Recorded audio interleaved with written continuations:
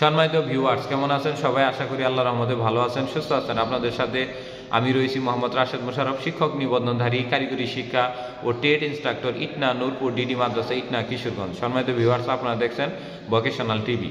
সম্মানিত ভিউয়ার্স, আমার নিজ জেলা জামালপুর ও নিজ উপজেলা সরিষাবাড়ী উপজেলা। সম্মানিত ভিউয়ার্স, আজকের আলোচ্য বিষয় বেসরকারি শিক্ষা প্রতিষ্ঠানের স্বীকৃতি বলতে কি বোঝায়। সম্মানিত ভিউয়ার্স, এই স্বীকৃতি বলতে কি বোঝায় আমাদের অনেকে জানতে চেয়েছেন, তাদের জন্য আজকের এই শর্ট ভিডিওটি। আপনারা সবাই জানেন যে বেসরকারি শিক্ষক নিবন্ধন ও প্রত্যয়ন কর্তৃপক্ষ NTRCর মধ্য দিয়ে বেসরকারি স্কুল, কলেজ, মাদ্রাসা এবং কারিগরি শিক্ষা প্রতিষ্ঠানে স্কুল পর্যায়ে, স্কুল 2 পর্যায়ে এবং কলেজ পর্যায়ে নিবন্ধন দিয়ে সহকারী শিক্ষক, প্রভাষক, ট্রেড ইনস্ট্রাক্টর এবং কর্মকর্তা কর্মচারী হওয়া যায়। তো সেক্ষেত্রে অবশ্যই প্রতিষ্ঠানটি এমপিওভুক্ত হওয়া লাগে, কিন্তু এমপিওভুক্ত হওয়ার আগে একটি প্রতিষ্ঠানের সর্বপ্রথম ধাপ হলো স্বীকৃতি। এখন স্বীকৃতি বলতে মূলত বোঝায় যে মাধ্যমিক এবং উচ্চ মাধ্যমিক অর্থাৎ 6ষ্ঠ থেকে 12 শ্রেণী পর্যন্ত বা স্কুল অ্যান্ড কলেজের মন্ত্রণালয়ের অনুমতিক্রমে, অর্থাৎ আমাদের যে শিক্ষা মন্ত্রণালয় রয়েছে সেই শিক্ষা মন্ত্রণালয়ের অনুমতিক্রমে মাধ্যমিক এবং উচ্চ শিক্ষা বোর্ড এবং মাদ্রাসা যে অধিদপ্তর রয়েছে তাদের মধ্য দিয়ে, যদি সেটা মাদ্রাসা হয় মাদ্রাসা এবং সেটা যদি স্কুল হয় স্কুল প্রতিষ্ঠানের অনুকূলে আপনি যে পাঠদান করবেন, অর্থাৎ আমি যে 6, 7, 8, 9-এ পড়াবো, এর জন্যে একটি অনুমতিপত্র, একাডেমিক যে একটা স্বীকৃতি, একাডেমিক যে একটা অনুমতি নেওয়া হয়, এটাকে বলা হয় প্রতিষ্ঠানের স্বীকৃতি।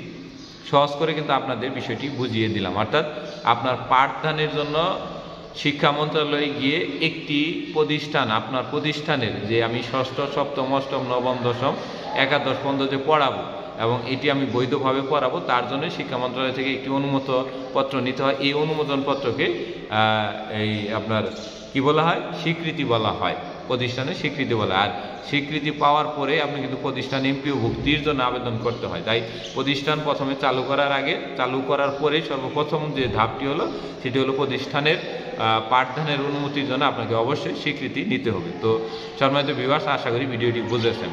আর সম্মানিত ভিউয়ার্স, একটি বিষয় বলে দিই, যারা এমপিওভুক্ত স্কুল, কলেজ, মাদ্রাসা এবং কারিগরি শিক্ষা প্রতিষ্ঠানে চাকরি করে কিংবা অবসর রয়েছেন, তাদের কাছ থেকে এই এমপিওভুক্ত স্কুল, কলেজ, মাদ্রাসা এবং কারিগরি শিক্ষা প্রতিষ্ঠানের তথ্য নেবেন, তাহলে আপনি তথ্যটি সঠিক পাবেন। এবং কি আমি একজন যেহেতু এমপিওভুক্ত শিক্ষক, তো সেক্ষেত্রে আমার কাছে তথ্য নিতে পারবেন, আমার কাছ থেকে কোনো ধরনের ভুল তথ্য আপনাদের ওখানে পরিবেশিত হবে না, কারণ আমাকে একটি চাকরি করতে হবে এবং সরকারের নির্দিষ্ট নিয়ম মেনে চলতে হয়।